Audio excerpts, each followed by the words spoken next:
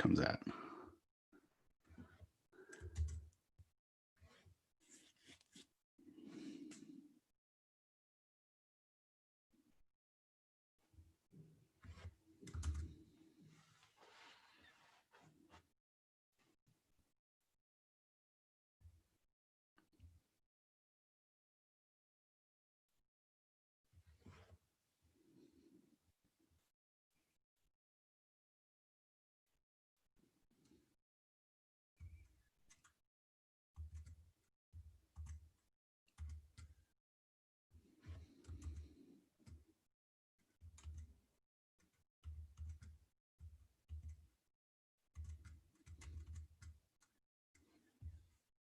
There we go.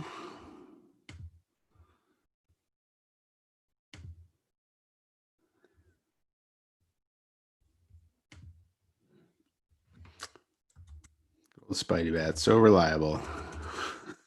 Shout out to Spidey Bat. All right, let's get this thing started. You ready?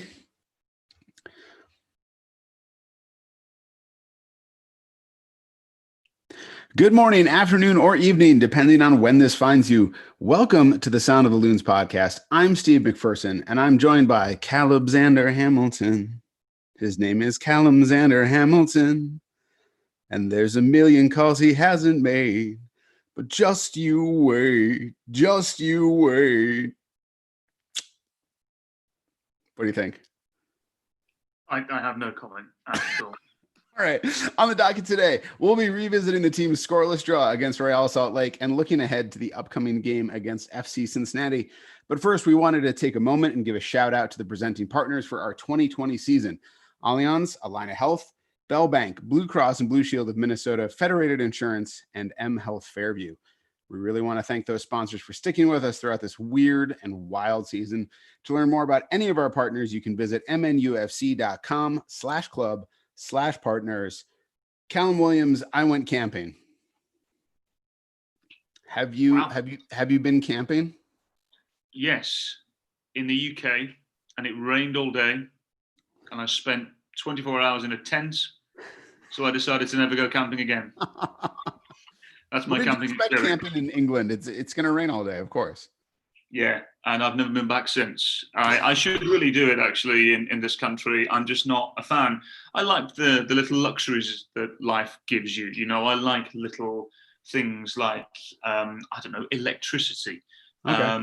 And I just, haven't really got any sort of interest in the whole outdoorsy type thing. Although I would like to go on a couple of different hikes and whatnot, just not got around to doing it yet. So maybe there'll be a little bit of camping in there at some stage. How was the camping experience, Steve? Where did you go?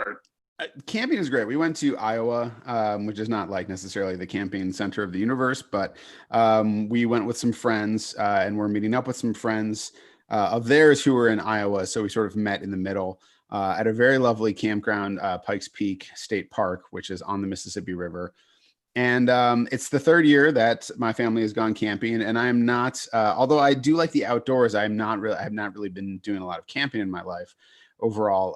I slept outside, I would like go to friends' houses and we'd have bonfires and sleep out by the bonfire, but that's about as far as it went.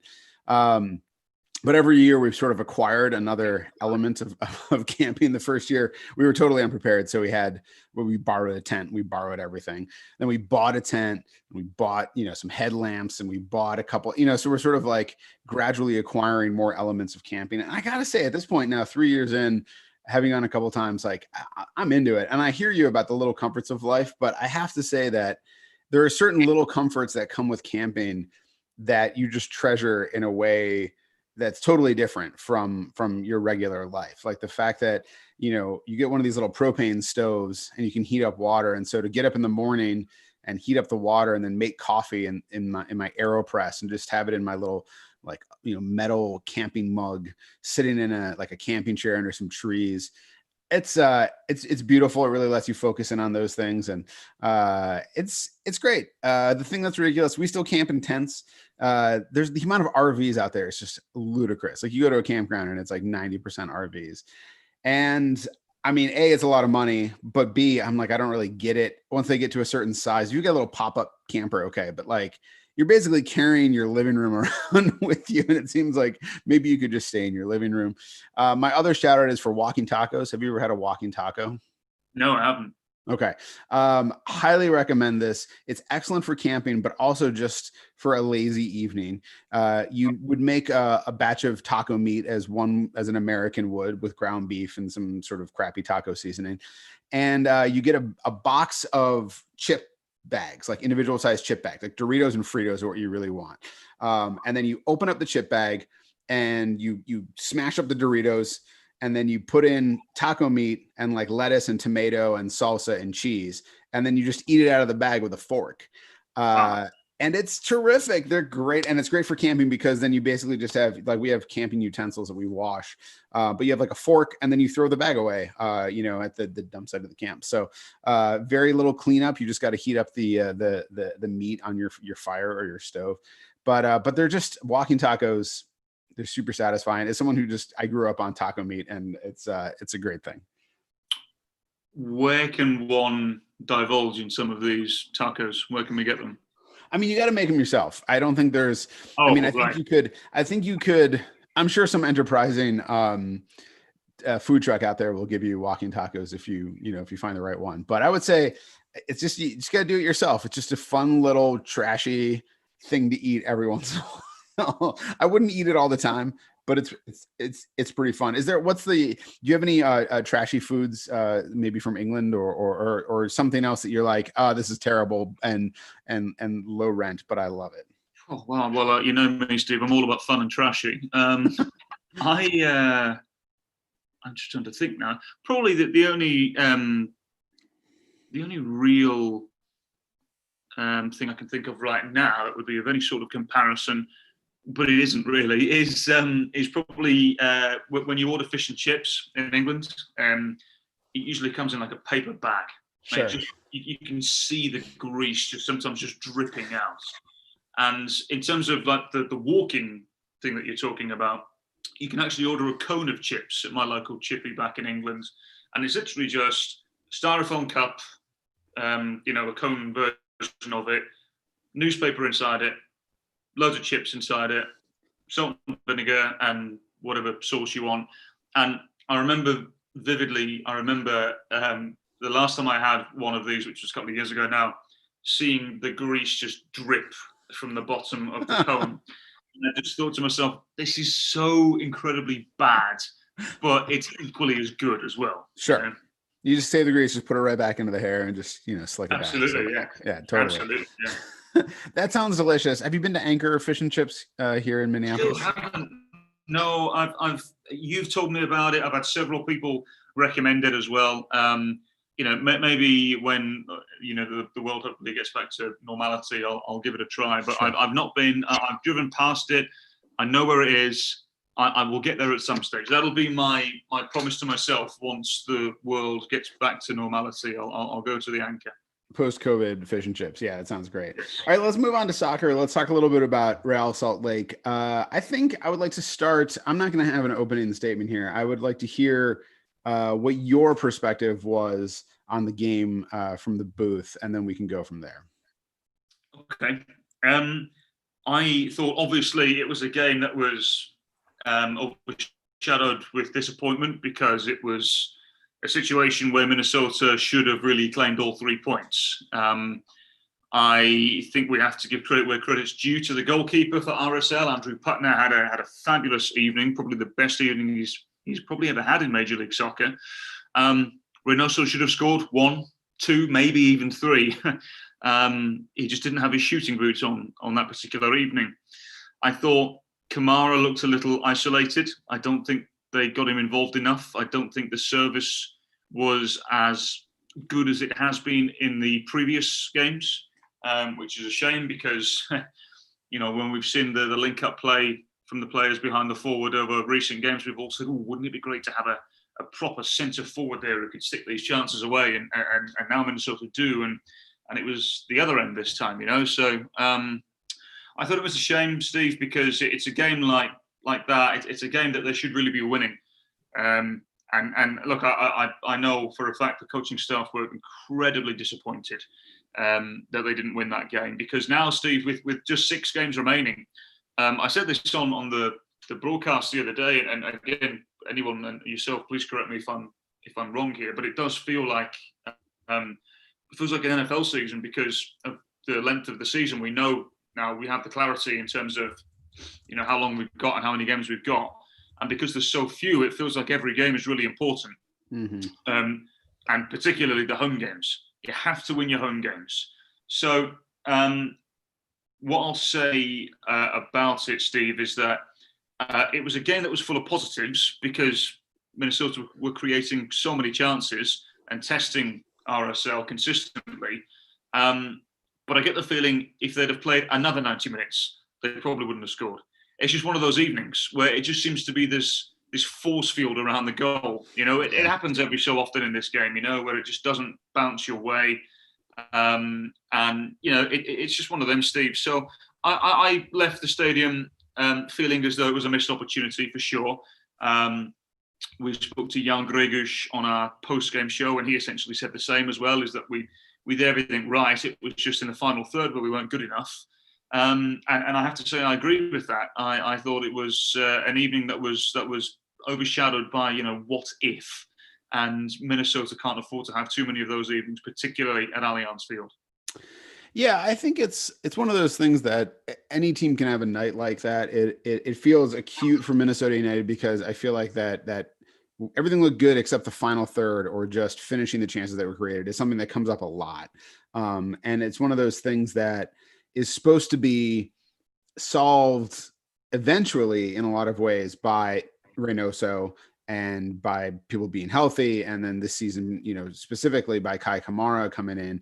But you can't get Kamara to score if you can't get the ball in his head. And it's one of those, like you were saying about the service, that normally we've seen games like against the Philadelphia one from last year comes to mind, where there's so many crosses going into the box and then just nobody there to put it in. This was like, well, you've got the guy, but the crosses aren't coming. And some of that comes down to health and who's playing where and all of that stuff like that. You also have to, like you said, you have to take off your hat to Putna, who's, doesn't have a ton of MLS experience, was playing in the USL, obviously having the game of his life, stopping a bunch of shots. Not all, that first Reynoso shot, it's with his right foot. It's not his best foot. It was a little weak, but that second shot was, that was a great save. And then the save on the free kick, we can get around to that. That free kick also, man, let's talk about tantalizing for the future. And I think that what you're saying about every game being so important is sort of like the NFL, Cal, is also super true. The sense right now is like, well, are we going to move up the table? Is Minnesota United going to get up into that home playoff territory, which is got to be the place you hope to be after playing so much of the season on the road? If you can play games at home, you got to like those chances. It gets a lot worse if you have to go on the road. So is Minnesota United going to be able to get from 6 up to that upper echelon of the top 4 slots basically at this point? And to do that, you're going to need to start winning games at home and getting points on the road when possible. So I think that my overall feeling was, once the game was actually over and I sort of was reading through Adrian's post game as I was sort of pulling quotes for the recap, I thought that and you echoed this as well, I thought that what Adrian had to say, which was that if they generally played like they play in the second half, they'll win games, and that's true. Yeah. Not really easy to hear at the moment because it was a very frustrating game to watch. You just felt like RSL really didn't have anything going. In the first half, Minnesota United had a lot of possession, but not a lot of creativity. RSL didn't have much in the second half when Minnesota United got more aggressive and more creative. RSL found some seams on the counter and things like that. Yes. They just didn't feel like RSL was ever really going to score. And it just felt like Minnesota United was on the precipice of scoring constantly, especially in the second half. And it was just, it was one of those games you find yourself sitting there internally going, come on, like just anything. And that's it's tough to come away from knowing that all those results are so important, as you said, Callum. Yeah, do you know what, Steve? I was obviously doing the commentary and whatnot, and it didn't for a second in my mind. My mind didn't even contemplate that Minnesota wouldn't win the game because they were just so obviously dominant. And I thought to myself, right, well, obviously the goalkeeper's having a good night, but at some stage they'll find a way through.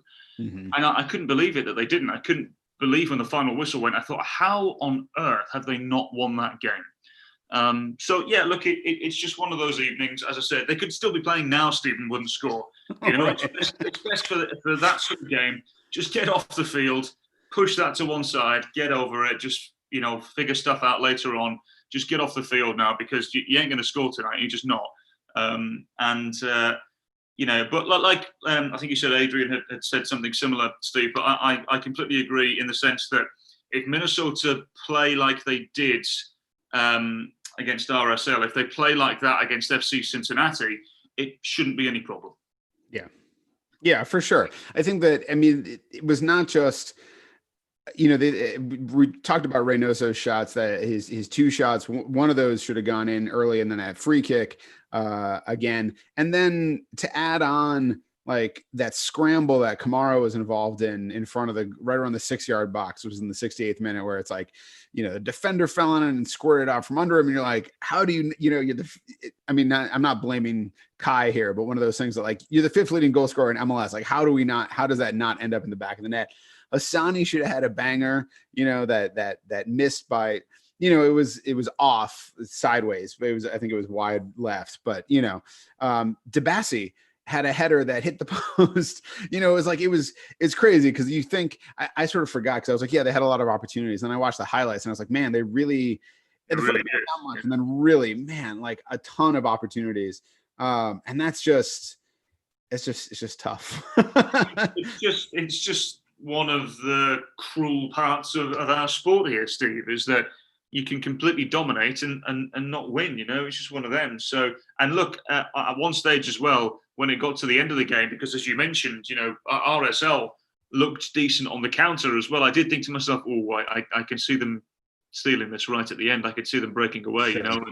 And fortunately from a Minnesota point of view, they didn't. But I could see Minnesota being caught out in the future if they are pushing as aggressively as they were in that particular game, which is to be expected. They're trying to force the issue, trying to win the game late on, but it can lead to being exposed for sure. But look, so ultimately, I don't have too many concerns, to be honest, Steve. It's just one of those games where the ball just wouldn't go in, and it's not like they weren't creating the chances. If Reynoso has his shooting boots on, if Putner has an average game at best, Minnesota win the game 2 or 3-0. So it's not really a massive concern of mine. But what I will say now is it does put, I think, first of all, it puts humongous emphasis on this game against FC Cincinnati now, going back to the previous point about having to win the home games. But also now, Steve, I was thinking about this as I've been sort of starting my prep and everything today. I don't remember ever thinking going into a game, or at least building up to a game. And I say this with all due respect to FC Cincinnati, who have been poor, let's be honest. I don't ever remember the expectation being as big as this right now, because everybody that I have seen, whether it's on social media or everyone I've spoken to, whether it's in person or on the phone or whatever, everybody is expecting not only a victory on Saturday, but a fairly comprehensive one as well, Steve. And I don't think that's too much to ask as well, given the manner of the opponent and what a torrid season they continue to have. I don't think it's out of the question. And I'm not trying to put any pressure on anybody by saying that, but I think the expectation is right. I think it's there for a reason. And I was rattling my brain and I couldn't ever think, I don't remember ever having this sort of expectation before. So it is a good thing that obviously the club is growing in stature and now expectations are set. Mm-hmm. But I don't ever remember thinking and expecting as much as I do leading into this game on Saturday.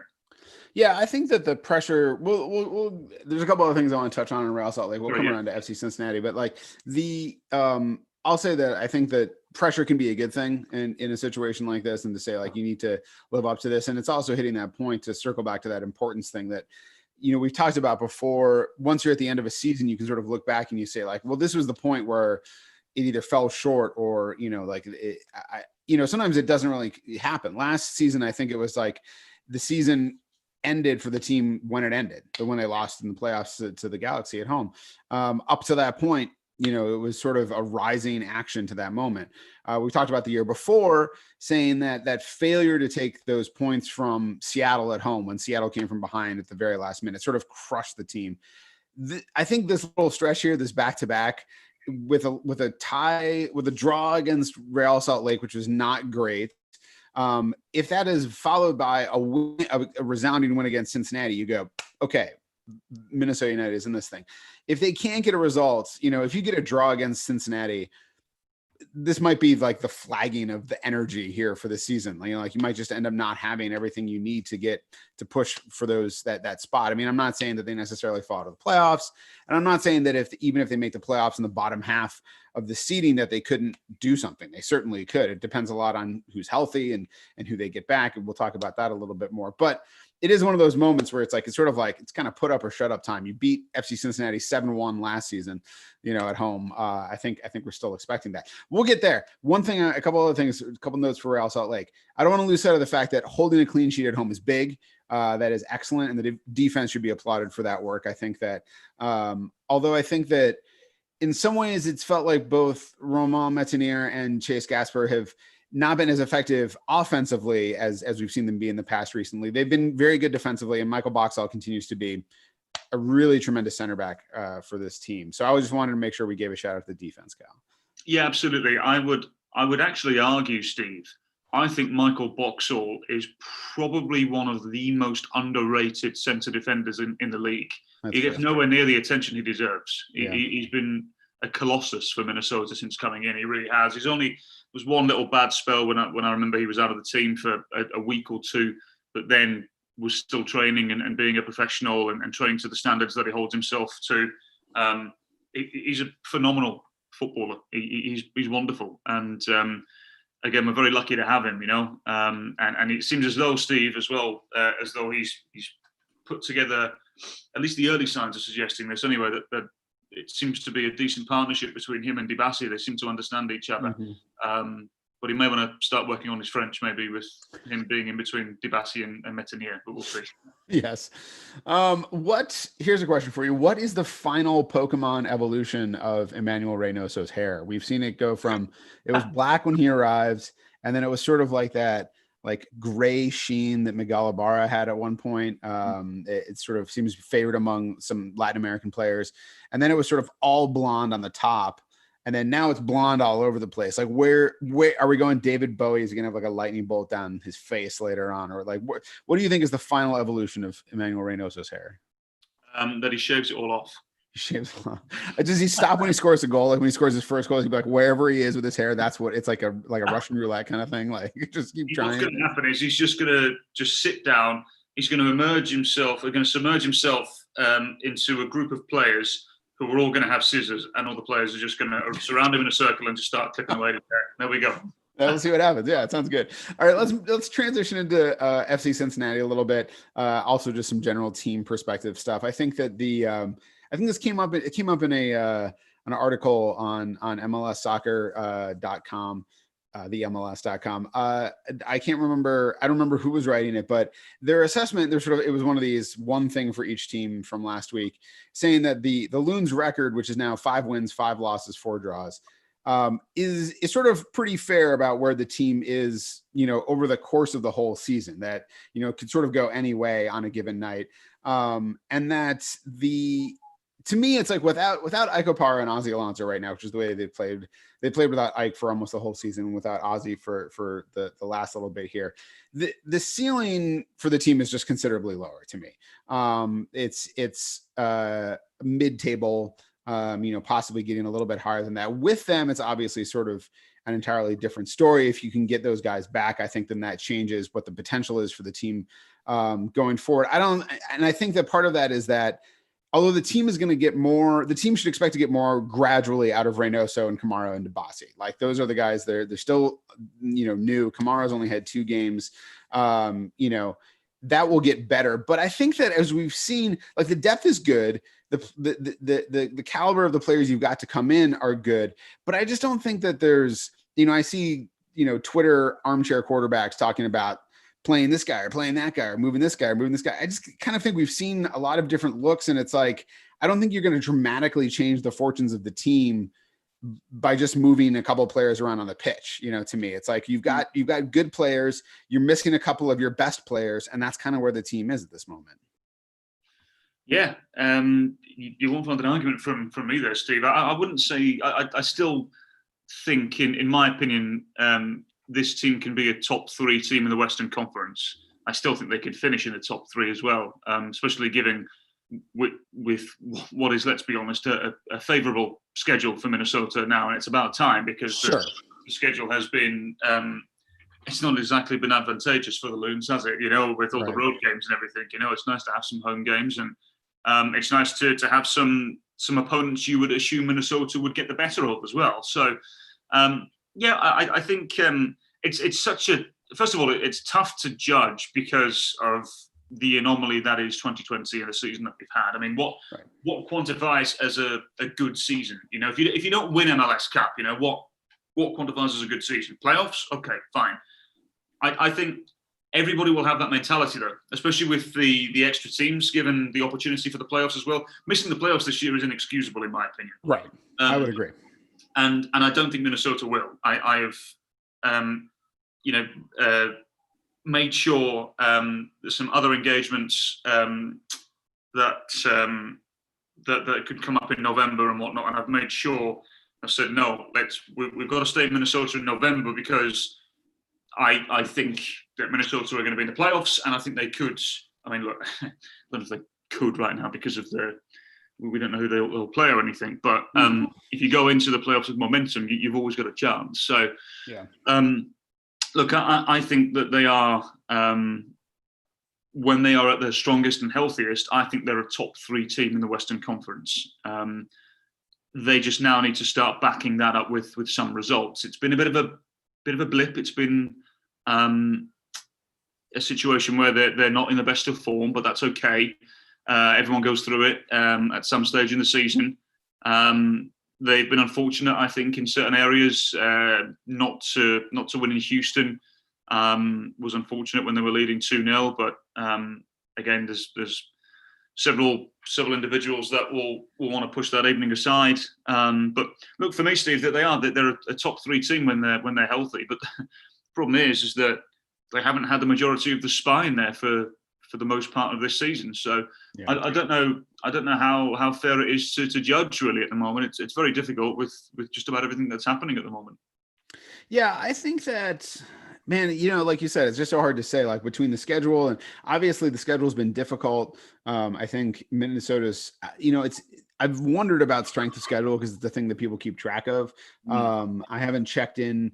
I don't know how anybody judges strength of schedule, because the teams seem to keep playing the same 3 teams over and over again. So how do the Canadian teams have only played Canadian teams in that first phase. It's just like, who knows how to judge what the strength of schedule is for any individual team, because they're just not all playing each other. It's felt like Minnesota's had some tough goes. I think that this is, I'm editing the preview right now, and I think one of the things our good friend TJ Galenchin dredged up was that this will be the first time Minnesota has played a team not in the playoff picture since playing Houston way back when Houston was out of the playoff picture. So we've been playing other playoff teams. We haven't gotten a lot of favorable matchups, and then those matchups, and then not playing at home is also difficult. I think that, to my mind, if we're looking at more or less this level of health for the rest of the season collectively, sort of with what we've dealt with, if we've got the schedule is a little more favorable, and improvements from Reynoso, Kamara, and Dibasi, again, not improvements like they've been inadequate, but they'll get better. I think they're a top 3 team in the West, but probably not number 1 or number 2. Is kind of where I'm, and maybe 2. I think, like, it's going to be hard for them to see them as a number 1, like a top team in the West, but I could see a top 3 team, top 3-4. I think certainly is doable. Let's turn a little more specifically to Cincinnati, Cal. Cincinnati, was defeated 7-1 last year by Minnesota United in a game that was a lot of fun. If anybody was watching and had a good time at that game who was a Minnesota United fan, I can tell you that much. They have not gotten markedly better since that point. Like, they averaged 0.71 points per game last year. They're at 0.93 right now. They're the only team with fewer than 10 goals on the season. They've just not scored. They brought in Jurgen Locadia and Yaya Kubo, who have 3 goals between them, which is not a tremendous for your designated players. They do have 7 clean sheets, I will say though. So, the defense is they've got some elements there. Give me your perspective on Cincinnati. I have not actually seen Cincinnati play this season, I think, just because it's, the amount of games we've been playing, all I've had time for is Minnesota United games, basically, and the occasional odd game. And usually them being on the Eastern in the East and sort of Eastern Conference stuff, their games are usually over. Like I will watch the next game after a Minnesota United game, but that's a West Coast game usually. Right. So I have not seen a lot of Cincinnati. I'm sure you're into your prep by this point. So what is your take then? Yeah, I am 63 minutes into their last game against New York City at the moment, and have seen a handful of their games over the course of the last month or so, and the results are telling. They had, was it 3 0-0s in a row at one stage, which suggests, yes, they have gotten a lot better defensively, because they were absolutely putrid last year from a defensive point of view. But they still have a really big issue, and that is scoring goals. In the last 9 games, Steve, 2 goals. Yeah. It's a big issue for them. And as you said, it's not like they've not spent money either. I think Kubo probably hasn't worked out. Let's remove the probably. He hasn't worked out to the level that they would have wanted him to. Jurgen Locadia is an interesting one, Steve, because he's very, very, very quick player. He's a good player. I actually had the pleasure of calling one of his earlier games when he was with PSV Eindhoven. I was doing an Eredivisie game, and I can't remember who PSV were playing. But he came into the game. He started the game from what I can remember. And it was just when he was just starting to become a first team regular. This was 5 years ago, maybe 6 years ago now. And he was really good. I was a big fan, still am a big fan of him. And there's a reason why Brighton and Hove Albion paid, $19 million for him. So, he's a very good player. But for PSV and for Brighton and Hove Albion, he's been playing in the wide areas. Most of the time at PSV in particular, they played a 4-3-3. Brighton played a 4-2-3-1, and he played out wide, usually on the left-hand side. He's one of these wingers where he's a right-footed left winger. He likes to cut in a lot, but he's perfectly capable on his left foot as well. But his preference is to cut in on that right-hand side, or inside rather, with that right foot. But he's not been playing out wide for Cincinnati. He's been used as a centre forward, which I understand why, because he's got bags of pace and he can clearly score goals. But I think he's probably best suited as a winger. But when you look at their goal scoring record, you can probably see why he's starting up front, because they don't really have an actual menacing threat up front that's at least from a consistency point of view, that's proven anything in this league at the moment. So I would expect, Steve, from Cincinnati that they went with a it was almost like a 5-3-2 or 5-3-1-1 against New York City FC. Clearly, they expected NYCFC to push from the start, and they did. They scored inside 38 seconds, I believe. I think they'll be expecting something similar from Minnesota, who, as we've just said, I think the expectation is there to win. And I think it's important Cincinnati understands their own identity. And I think it's important for them that they are comfortable with that. And I think the fact that Jaap Stam, the manager, went with that system for New York City FC suggests to me that they'll probably do the same against Minnesota United, because they will be expecting an onslaught. Minnesota want to go and win all their home games now. And as we said earlier on, that they'll be expected to do so comprehensively as well. So it wouldn't surprise me if they went with a 5-4-1 or a 5-3-1-1 of some sort, with the wing backs providing the main width, and they go direct and they look to play the ball over the top for someone like Locadia, who again I would assume would start up front. Brandon Vasquez gives them an option to go direct if they want to as well. So it wouldn't surprise me at all if they went with as I said, a 5-3-2 or 5-3-1-1 or something like that. You know what I mean? It wouldn't surprise me at all. I think they're going to come in, expect an onslaught, try and hit Minnesota on the break with the pace of Locadia, get the ball out wide as much as they can. And I think they're going to. I can sense. I know this probably isn't what people want to hear, Steve, but I can sense another frustrating evening for Minnesota in the sense that I can see Cincinnati coming in and closing up shop and being as defensively minded as possible. And as I say, hit on the break and go direct and try and get something from the game. Yeah, the formation question. I mean, obviously, again, I go sort of two ways about formation discussions because I find it interesting. I also recognize that it's sort of our understanding of it is inadequate compared to how it usually plays out fluidly on the pitch, and that people often put too much importance on the formation a team comes out in, and that different teams can play the same formation completely differently. But their last, at least according to MLS Match Center, their last few games have been a 3-4-1-2 is what they have it listed as, which I think, fundamentally it's probably not all that different from a 3-5-2 or a 5-3-2. Again, that you've got wing backs and everything like that, maybe a little thicker in the midfield. They played Kubo at sort of a second striker a little bit, so he's that one under the two. But like you said, I wouldn't be surprised. I mean, Minnesota has to be prepared for them to come out with like a 5-4-1 or something that is just so defensive, and they're going to drop again and again and again. And I think that, if they play the way they did in the first half against Real Salt Lake, they're going to struggle because Minnesota United has shown an ability to hit on the break and break possession when they have less of the ball. When they have more of the ball, again, that finishing hasn't been there. If they play like the second half, where it was sort of similar, but they did get more creative and you saw more different looks and different ways to attack that, then I think they could be much more dangerous. But I do think that, I would love to see many goals from Minnesota United, obviously, but I think we should understand that it could be 2 goals, and that, as long as that's enough to win, then that's really the important thing there, Cal. Yeah, I'm just interested to see what they do, Steve. I wonder because Andrew Gutman came off in the second half for them, who's been their regular left back. He's on loan from Celtic in the Scottish Premier League, and he came off with a little bit of a hamstring injury. So I wonder if he'll be unavailable, which would, at least I would assume that would mean an opportunity for Greg Garza to come back in, who I was told was on the trading block a couple of weeks ago. So, it just seems like it's a real mishmash of confusion at the moment. And look, Jaap Stam at the moment as well, we have to remember the majority of these players aren't his players. He's come into a situation which has not been great. And I hope the powers that be at Cincinnati give him the time he needs to get things right. Because like I said, it just, at the moment, there seems to be a lot of issues with Cincinnati.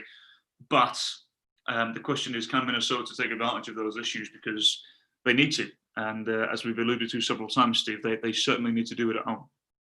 Yeah, I think a big question for Minnesota, we sort of alluded to earlier, is that, is anybody going to come back from injury? Are we going to get any extra players back? We heard that, last week, I think Adrian said Ozzy was maybe a little bit closer to returning. If you can get Ozzy back in the midfield, that changes dramatically the tenor of the game, as we've seen in the game he came out of. It teams play through the middle with a lot more impetuousness when Ozzy is not there to sort of backstop everything. Getting Molino back would be great. He was held back on the last game on the road, and then I guess had a little something the day of the game, basically. So hopefully he's back in there as well, because getting him on the left would be amazing. He's been great tucking in. And again, I think that Lud, as we saw, is just a completely different player on the right side than on the left side, no matter what he says about as a good soldier of playing wherever he wants. He's just so much better on the right, basically. So that would be huge. It would be, Steve. I think Minnesota really missed Molino against RSL. So I think here's hoping that some of these players that have been injured can come back. Minnesota can go back to familiarity and go back to the 4-2-3-1, which there's no debate about it, is their best formation. That's where they tend to play the best football. Mm-hmm. So I think let's assume Molino's back. If someone like Ozzy Alonso is good to go. If I know Ethan Finlay's probably a ways away yet. I mean, who knows? We'll wait and see. Yeah. But look, as I said, Steve, I think then if that's the case, it puts emphasis again on the expectation that Minnesota have an arsenal of a roster compared to what they have done in previous years, and there's the reason why the expectation is there. Go and win the game, and go and win it comfortably. Yeah.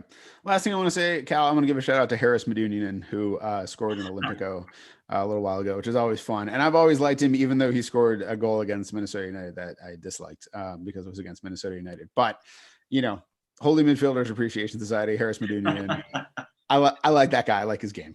And the goal he scored against Minnesota as well for Philadelphia, he was a part of the team, the first team to ever win at Allianz Field. That's right. I remember the free kick. It was a fantastic free kick, wasn't it? Yeah. It was gross. I hated it. Yeah. So we'll see. Let's hope he doesn't do that on Saturday. Yeah. Anyways, thanks for joining us for the 115th Sound of the Loons podcast. Minnesota United's next game is on Saturday, October 3rd at 7 p.m. as the Loons face off against FC Cincinnati here at Allianz Field. You can watch that on Fox Sports North and listen on Score North. Be sure to leave us a nice review on iTunes, or at the very least, a 5-star rating, and follow the team on Twitter at MNUFC, and Cal at CalWilliamsCom, and me at Steve Ventures. Apologies, as always, to Richard Wagner, and remember, there's only one person in this whole world like you, and people can like you